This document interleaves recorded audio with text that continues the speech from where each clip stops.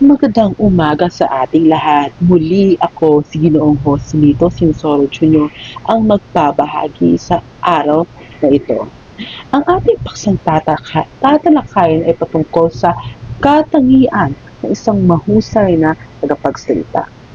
No? Unang-una class ay dapat may kahandaan ka. Okay, basahin natin lahat. Malalaman agad ng mga tagapakinig kung pinaghandaang mabuti ang pagtatalumpati sa panimula o introduksyon, bibigkasin ng tagapagsalita. Kung maganda ang panimula, makukuha agad ang atensyon ng mga tagapakinig. Diba?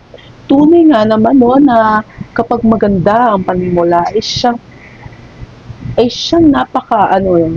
nakakaiganyo agad sa mga makikinig sa inyo. Diba? Ang kandahan ay unang susi ng matagumpay na pagsasalita. Ibig sabihin ay handa na ang tagapagsalita sa lahat ng aspekto sa nilalaman na gamit ang wika at sa pisikal na presentasyon. Diba? Kapag handa ang tagapagsalita, mas maayos ang daloy ng kanyang talumpati. Hindi siya kinakabahan. At mas nakakapokus siya sa pag-abot ng layunin ng kanyang mensahe. Diba? Halimbawa nito, klase, bagong isang presentasyon sa klase, naglaan si Maria ng isang oras sa research. No? Gumawa siya ng outline at nagpractice siya sa harap ng salamin. Dahil dito, naging mas maayos at kapani-paniwala ang kanyang pagtatalakay. No? Pangalawa naman ay dapat ay may kaalaman sa paksa, no? Ang sapat na kaalaman sa paksa ng tagapagsalita ay masasalamin sa paraan ng pagbigkas sa pagtatalakay ng ginagawa niya. Makita ang kanyang kahusayan sa paksang tinatalakay sa paraan ng pagpapaliwanag, pagbibigay ng interpretasyon, paglalapat, paghahabing at pag-uulit ng pardon at pagbibigay ng problema at solusyon.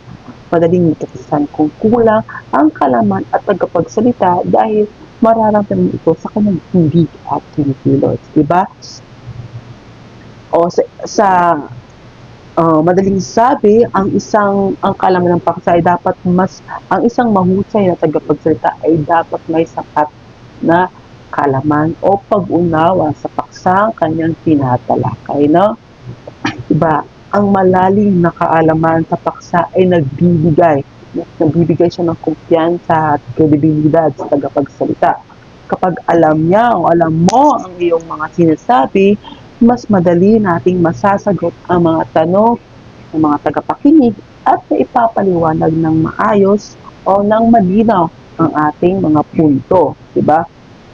Magbibigay tayo ng halimbawa.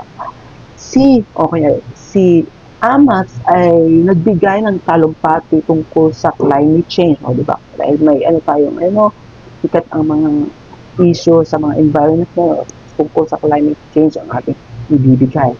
Dahil pinag-aralan niya ang datos at halimbawa mula sa eksperto, naging kapani-paniwala ang kanyang presentasyon, no? Diba? O halimbawa ito, ang isang guro rin ay bihasa sa kanyang asignatura ay madaling nakakasagot sa mga tanong ng mga estudyante. Diba? Diba kapag ang isang guro ay alam niya ang kanyang mga paksa, no? Alam niya kung anong ginagawa niya patungkol sa kanyang paksa, no? Mas madali niyang maipaliwanag, mailahad ang mga paksa sa kanyang mga estudyante o mga mag-aaral. At dahil doon, mas madaling mauunawaan at mas madaling makakasagot ang ating mga mag-aaral. Opo, no? Ngayon, sa pangatlo namang katangian ay dapat may kahusayan sa pagsasalita. Opo, no? Kung basahin natin. Madaling pagganyak na makinig ang publiko kung magtataas at magbusa ang masalita at nananampati tagapagsalita, no? Ibibigay dito ng tagapagsalita ang kanyang tinig na nilalaman ng kanyang talumpati, no? Dito rin makikita ang kanyang tinig sa nilalaman ng kanyang talumpati. Opo, no?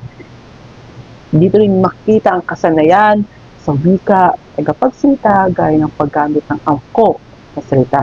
Tama naman. At wastong gramatika, no? At wastong pagbigkas ng mga salita.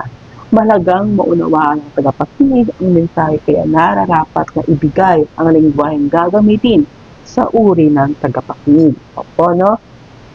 Sa madaling sabi, ang magtatalumpati ay dapat may kausayan sa pagsasalita dahil kung maayos siya gumamit ng wika at ang tamang pagbigkas ng kanyang tono at nakikipag-ugnay siya sa mga tagapakinig ay mas madaling mainggan yung mga tagapakinig niya at mas madaling makonvince niya ang kanyang mga tagapakinig o ang mga judge na nakikinig sa kanya. At dahil sa ganung paraan ay pwede siyang manalo, 'di ba? Pwede niyang makuha ang imbis na salungat ang mga iba ay makuha niya ang ibang panig, no, dahil sa kanyang napakahusay, no, sa personality. Kung tindig niya pa lang ay at ang tono niya pa lang ay nasa wasto o nasa wastong paggamit niya, no, ay mas makikita natin, no, ang isang nananampati o ang tagapagsalita ay kumpiyansa sa kanyang sarili at mas maidi-deliver niya ng maayos sa kanyang gustong ipaliwanag o ipaglaban, di ba? Hindi sapat na alam mo ang iyong paksa lamang.